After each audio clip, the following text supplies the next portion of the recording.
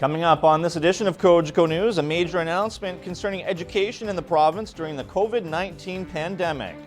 Local brewery to produce sanitizer.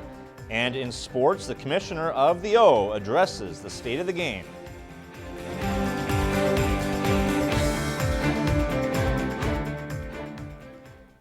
Welcome inside the Your TV studio for this Tuesday edition of Cogeco News. Truly local, my name is Clark Heipel. Some good news locally concerning the confirmed positive cases of the coronavirus. The health unit is reporting that 3 of 6 cases in our district have resolved. All 3 resolved cases were travel related. A woman in her 60s who had traveled to Egypt has resolved.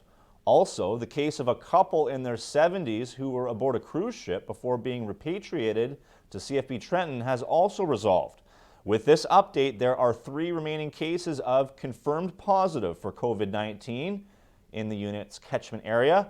A man and woman in their 60s who had traveled to Florida, and a man in his 30s who contracted the virus in the community. We look to have an update from the health unit on Wednesday.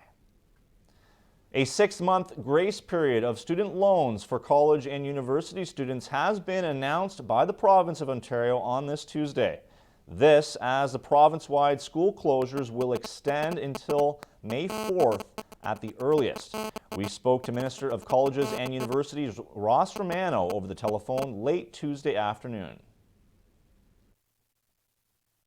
We recognized from a very early juncture the importance of making sure that our graduates that are presently repaying OSAP loans, or those who were just about to graduate and would have to pay back their loans, we wanted to make sure that they had some assurance, some comfort going into this process that we would be able to secure a deferral of their loans. We recognize the challenge that so many of our recent graduates face at the present time in the wake of this crisis, the economic uncertainty surrounding it. We wanted to give them some certainty that at a minimum they would not have to worry about the cost of their student loans.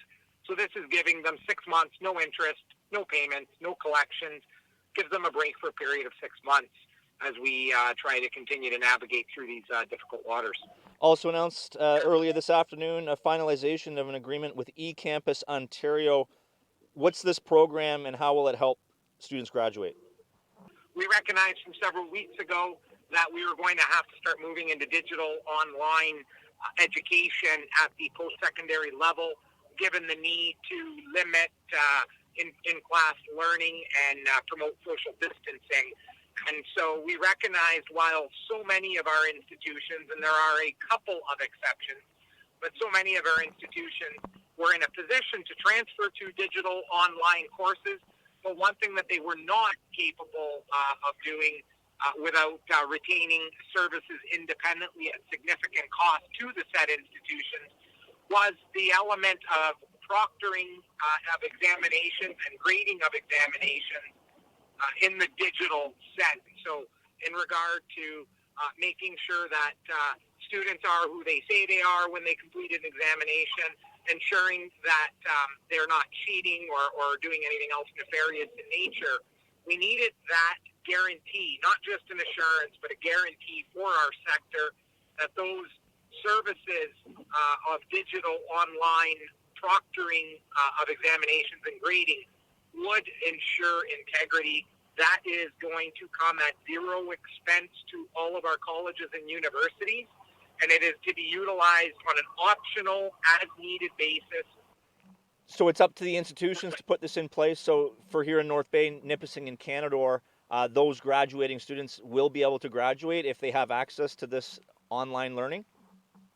The continuity of their academic success can be maintained, yes, with respect to students that could be graduating, or in the alternative, even just students finishing their first year, transitioning to their second, and so forth. And in terms of it's up to the institution, yes, it's up to the institution if they want to use the service that we have secured. Also announced on this Tuesday, the distribution of $25 million of emergency funding to post-secondary institutions.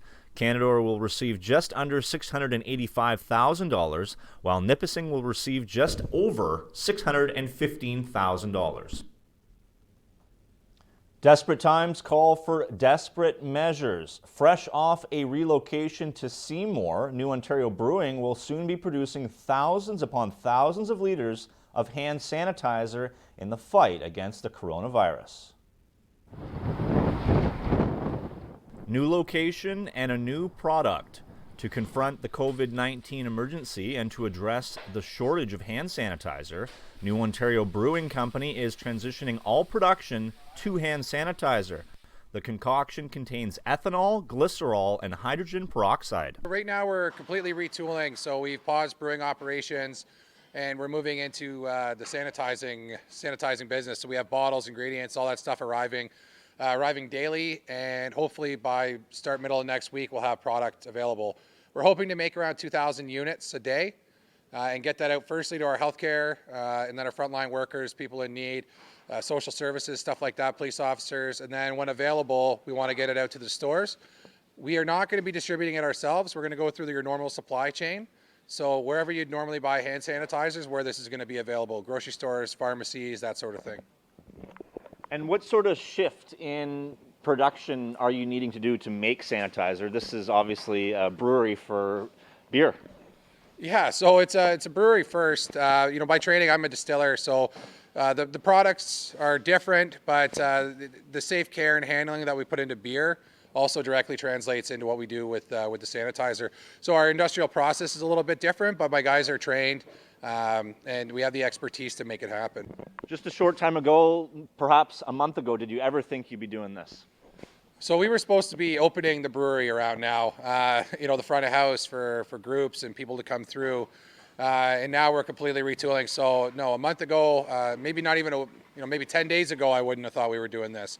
But the need's there, the need's great. We've had, dozens of requests, community requests, organizational requests, immunosuppressed people requests, all these things from people who really, really need the product. So what I want to say, though, and make clear is that we really need you not to come to our location. We need to not be not to have people swing by.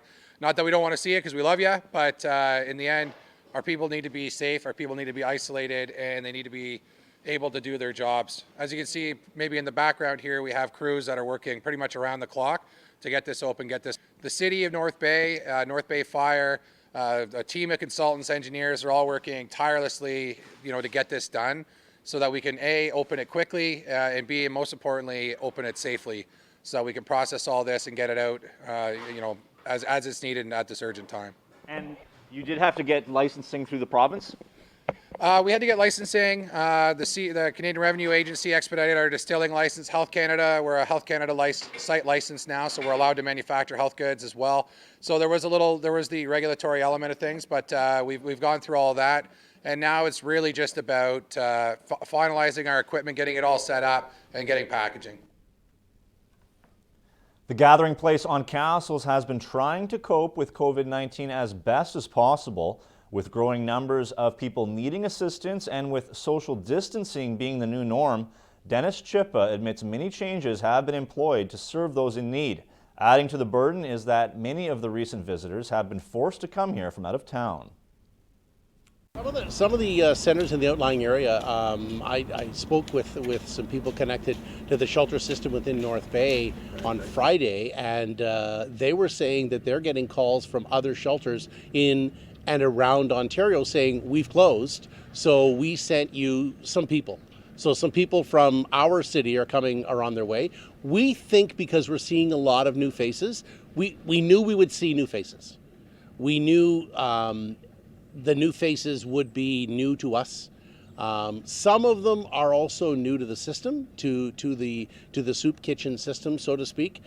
We had a couple in yesterday that it was just obvious, just by their mannerisms. Not only had they never been here before, chances were pretty good they've never been to a soup kitchen before. We're just pegging them at either university or college students, and they're all hurting. So that we're talking about that. We know there are some districts, some shelters within the district that have shut down. I myself took a phone call from somebody from Temiskaming last week who asked if we were still doing the warming center because their shelter was going to send some people our way. And I said, we're not doing that. We'll feed them if we can.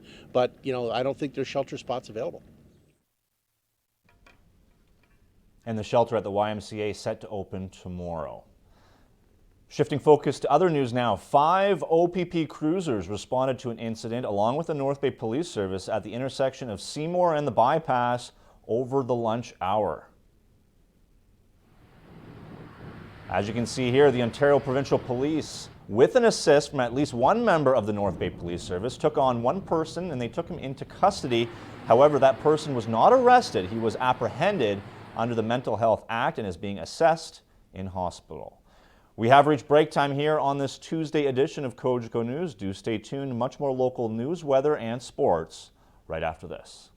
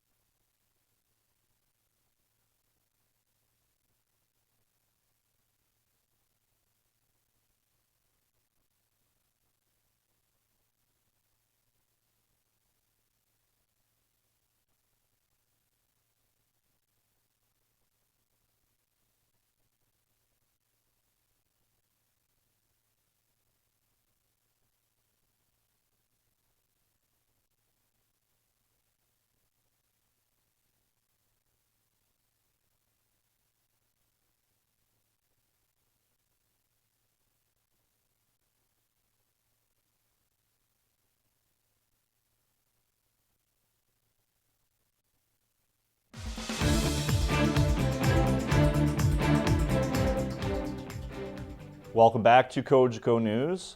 The Golden Age Club is promoting an automated telephone service that checks in on people in the community. It's called Are You OK? And it's needed now more than ever during these uncertain times.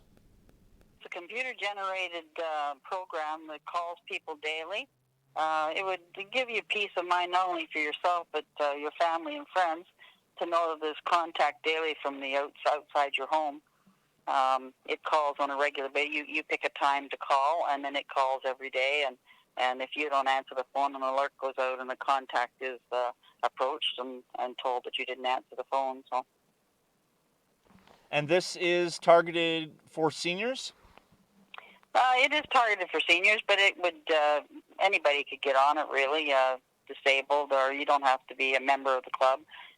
Just anybody that lives on their own type thing. And why was this idea brought about?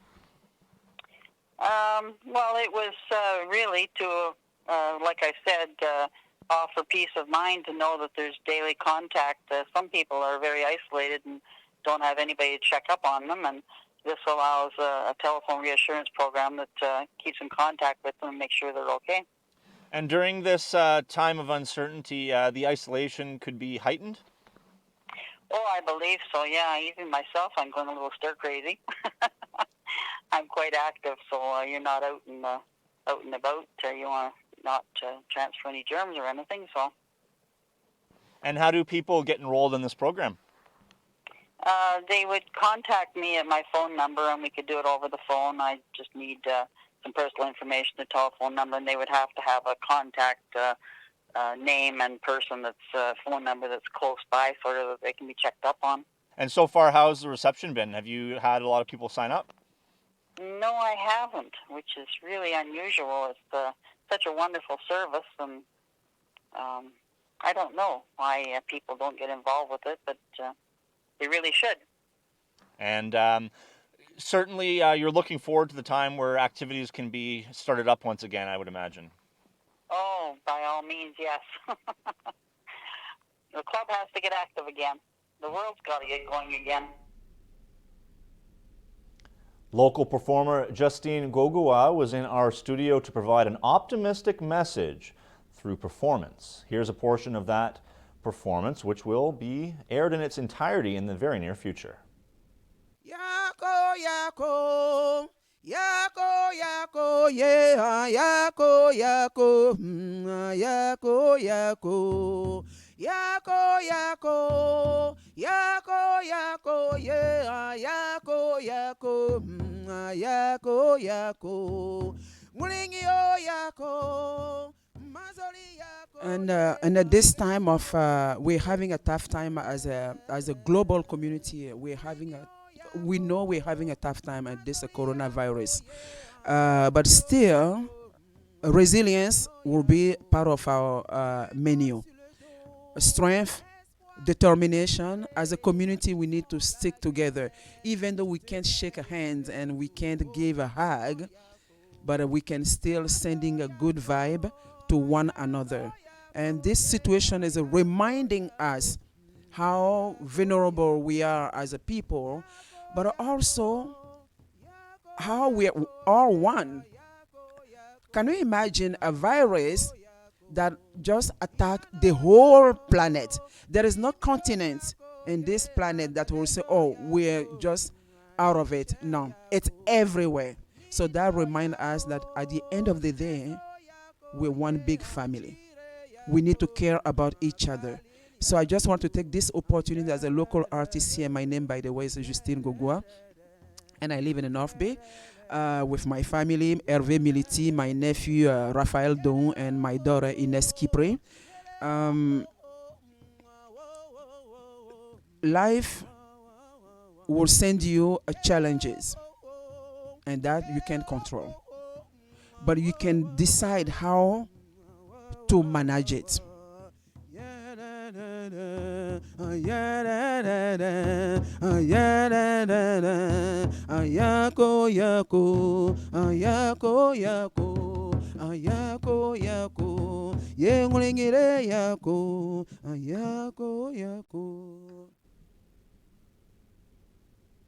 Very inspirational indeed. It is time for another edition of the Entertainment Insider with Adam Contant. This Tuesday, Adam takes a look at a new release on Netflix. It's called Cats the Movie. Hello everybody, it's Patrick Contant, the Entertainment Insider, here with a review of a movie that I recently found on Netflix that, if you know me, will not surprise many. It's called #Cats the Movie. No, I didn't stutter. That's the actual name of it. Essentially, this is a documentary that takes a look at the phenomenon and relationship between cats and the internet. There is a big joke that, that is exactly what the internet is made for. It's made for communicating with friends and loved ones and also looking up pictures of cats. It takes a look at the phenomenon and how this became to be such a big thing, but also the people and personalities, fur and non-fur alike, that have kind of been captured up by this sensation. They take a look at some of the more famous internet cats, how they rose to prominence, and the people behind these four-legged celebrities, as well as taking a look at those who are trying to capture that some of that magic through their own pets, be them dog, cat, or otherwise. This film is a real interesting look at some of the personalities involved in this obsession, both from a positive and negative standpoint. There are certainly some players in the game here that you like and are generally portrayed as being good people. And there are others that you kind of have a little bit of a bad feeling about. I know personally as a cat owner, I always kind of get uncomfortable with people who are trying to make money off of their cats as opposed to kind of letting it happen organically. Maybe I'm in the minority here. I just feel like if your pet becomes famous or if you're trying to make your pet famous, I feel like that's kind of a weird thing to do for an animal that can't necessarily speak for itself. So will you like the movie? Obviously, if you're not a cat person, maybe this is one that you should skip. But if you are like me, maybe you're a big-time cat person, or maybe you're just kind of curious about why the heck the internet is obsessed with cats. this would be an interesting watch for you. It's a quick watch. It's pleasant. Anybody can kind of watch it without any real bad content to it. And you could end up enjoying yourself and maybe even learning a thing or two, maybe having a greater appreciation for our feline friends in the end. As for what's coming up on the docket, well, there's another show on Netflix about cats that's really been getting a lot of attention recently. I've just started watching it, and I can say that it's definitely been an interesting ride thus far. Next week, I'm going to step into the cage, if you will. The tiger cage. See you then. Thank you so much for that. Adam, quickly, before we go to break, we have some resources to send your way for information on COVID-19. Canada.ca/COVID-19. Provincially, Ontario.ca/coronavirus. There's a telephone number for you to call. And myhealthunit.ca, the most up-to-date local information. Greg has your weather forecast right after this.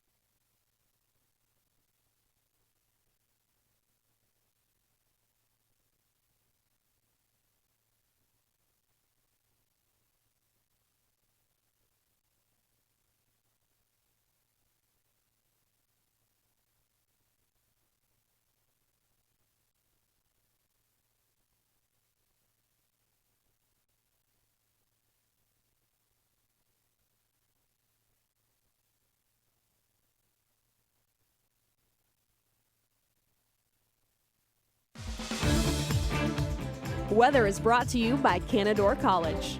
Great things happen here. Welcome back, everybody. Greg Esterbrooks here with your Tuesday weather. Nice day out there, a little bit windy, still a little bit chilly, but temperatures will be going up as we leave March and go into April. Here's the forecast brought to you by Environment Canada and Canadore College. Tonight, the last night of March, clearing, low of -4. April Fool's Day, mainly sunny, but then clouding over late in the morning, high of 7. Wind chill, still there, -6 in the morning. UV index 6 or high. Clear overnight on Wednesday, low of -2. Thursday, clouds, high of 3 above. Cloudy overnight Thursday and a low of -2. Friday, cloudy, high up to 8. Cloudy periods overnight Friday, low of 4 above. Saturday, mix of sun and cloud, and 10 is your high. Small chance of a shower overnight Saturday with a low of 2 above. Now, the normals for this time of the year are 5 and -5. On Monday, the high was 7, low was 2. That is it for the weather. When we come back, we hear from OHL Commissioner David Branch and much more in sports with Clark right after this.